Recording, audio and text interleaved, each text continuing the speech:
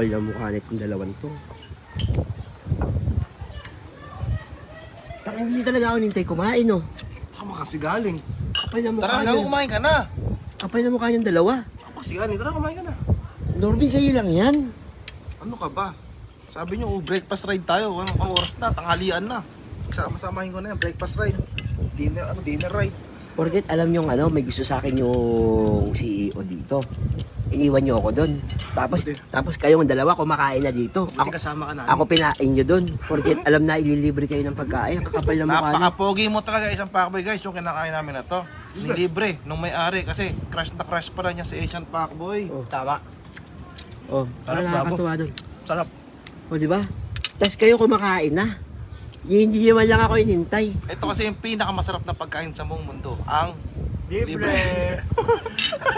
Okay guys, baka sabihin, ang buburaot kami guys. 2 beses namin tinanggihan. Kaso, pagka ganun mga CEO kasi, mga mayayaman, ayaw nilang tinatanggihan. Ayaw nilang nadidisappoint. So, kailangan natin i-accept ang offer nila na ilibre yung pagkain natin. Blessing yun, siyempre. Yes, blessing yan. naman yun. Saka parang, si Asian Pacboy kasi nga, crush na crush niya.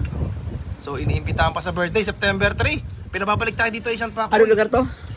Dito lang yan sa Playa Papagayo Beach Inn Restaurant. Located siya dito guys sa Barangay Barreto, Olongapo.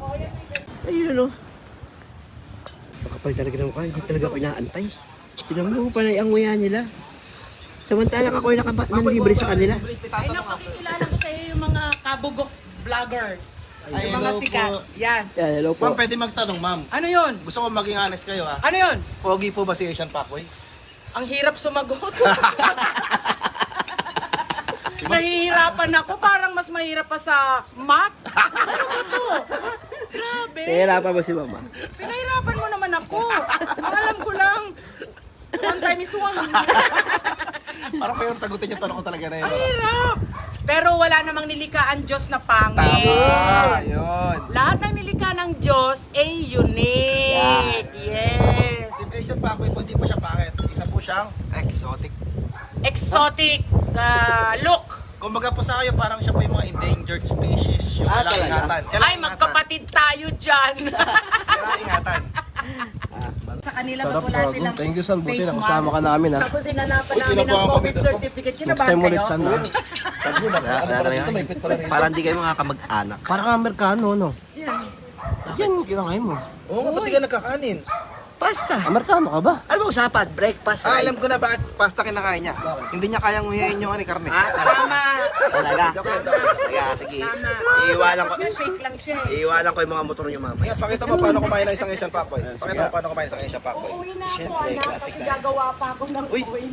Uy, putong ino. Ay, Sarap. ang pogi niya pag umunguya.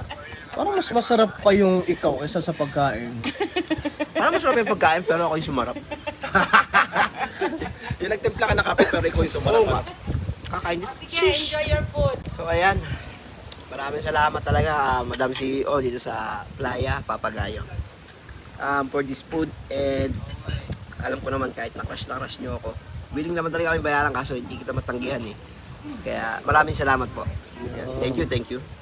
Sheesh!